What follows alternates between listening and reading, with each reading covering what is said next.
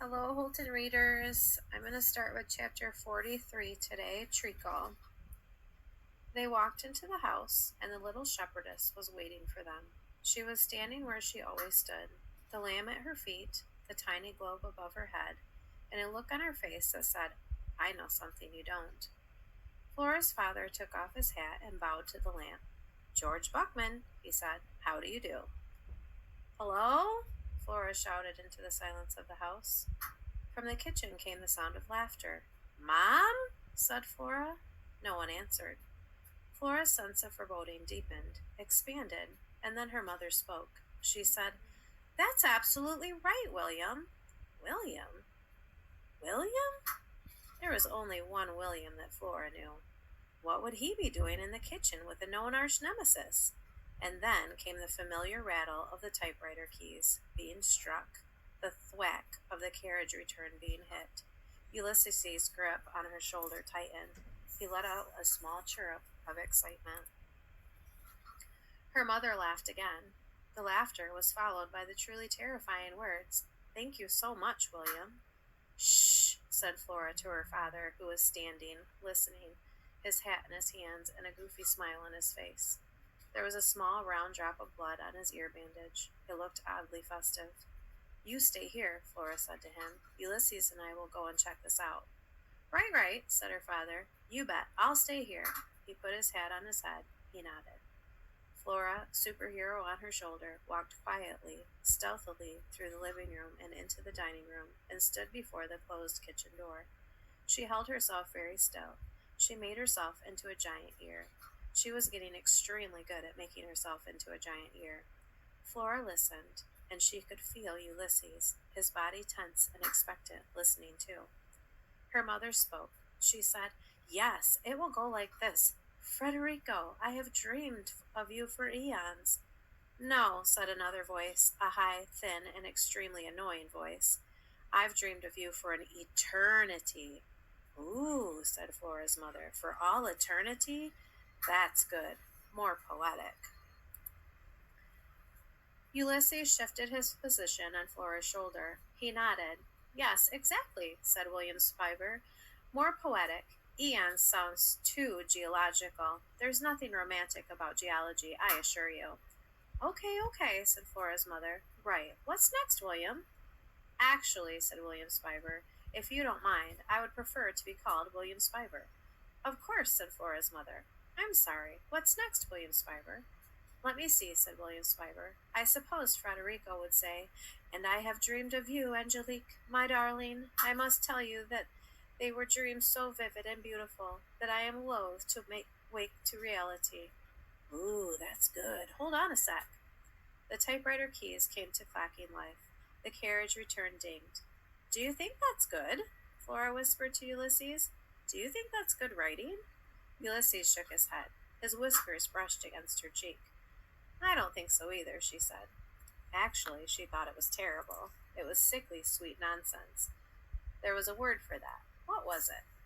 Treacle. That was it. Having located the correct word, Flora felt a sudden need to say the word aloud, and so she did.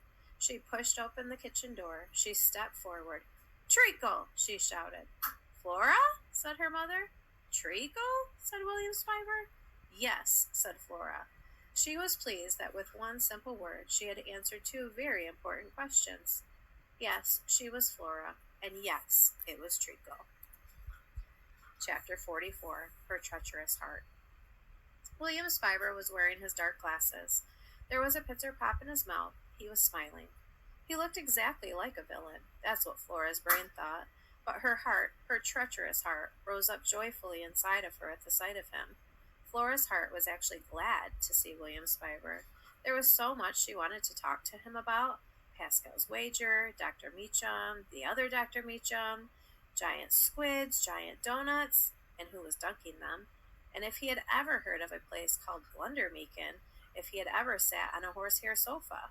But William Spiver was sitting beside Ulysses' arch nemesis, smiling. Obviously, he could not be trusted. "Florabelle?" said William Spiver. "It's me," said Flora. "I'm surprised you don't smell me, William Spiver, since you can smell everything." I've never claimed to be able to smell everything. However, it is true that right now I am smelling squirrel, and there is another odor. It is something sweet, some scent redolent of school lunchrooms on rainy Thursdays. What is it? Jelly? Yes, grape jelly. I smell squirrel and grape jelly. Squirrel, said Flora's mother. She turned away from the typewriter. She looked at Flora. Squirrel, she said. What in the world are you doing back here with that squirrel? I told your father. This malfeasance must be stopped, shouted Flora. Her mother, hands still poised over the keys of the typewriter, stared at Flora with her mouth open. William Spiver, for once, was silent. On Flora's shoulder, the squirrel trembled. Flora slowly raised her arm. She pointed at her mother. She said, What did you tell my father to do to the squirrel? Her mother cleared her throat. I told your father, but the sentence remained unfinished, the truth unuttered, because the kitchen door suddenly swung open to reveal Flora's father. George Buckman, he said to the room at large, how do you do? He walked into the kitchen. He stood beside Flora.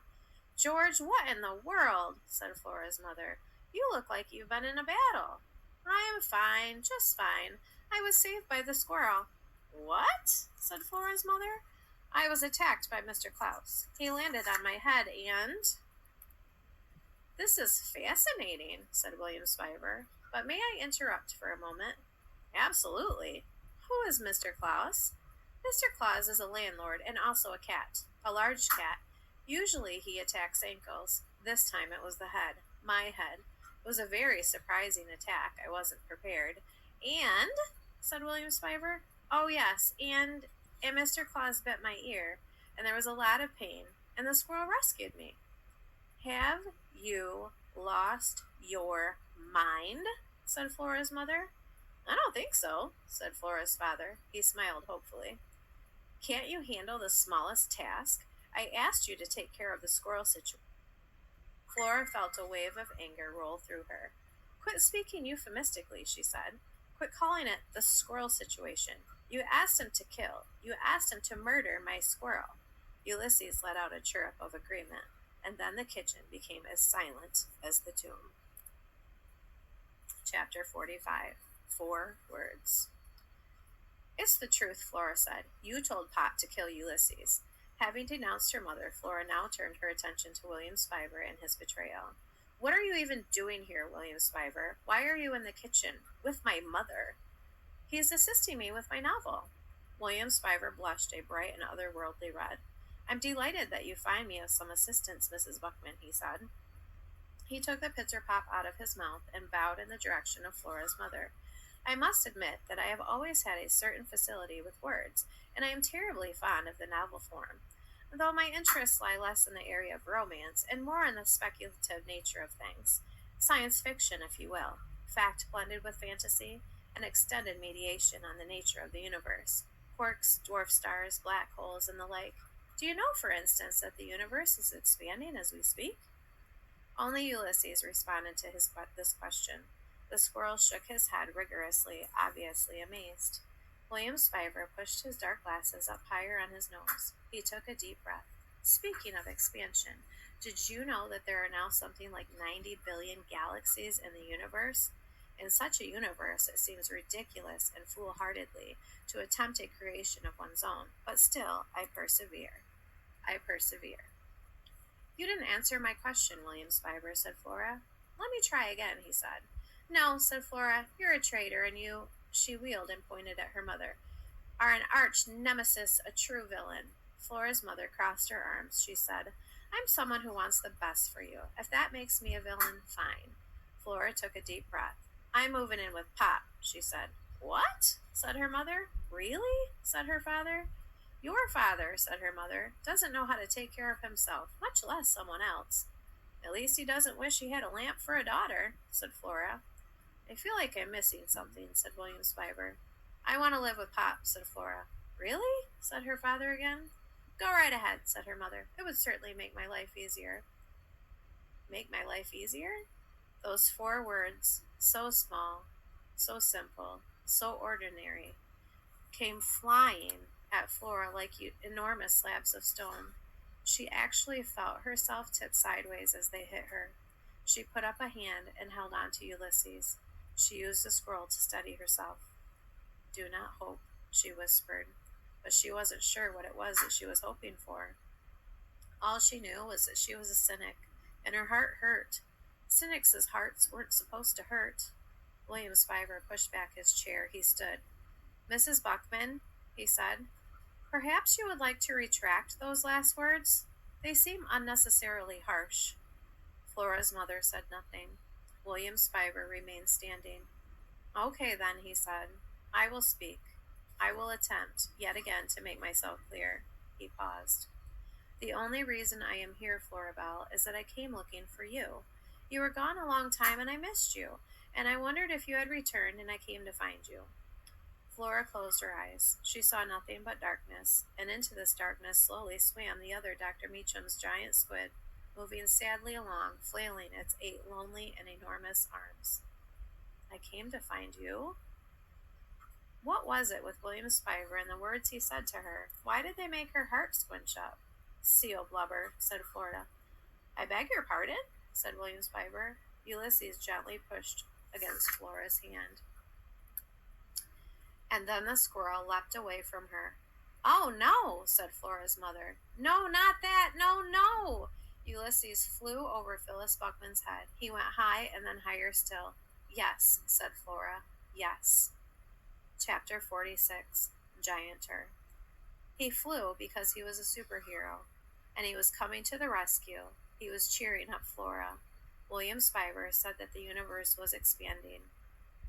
"That means there will be more of everything. More cheese puffs, more jelly sandwiches, more words, more poems, more love, and more giant donuts. Maybe even gianter donuts. Is gianter a word? It should be."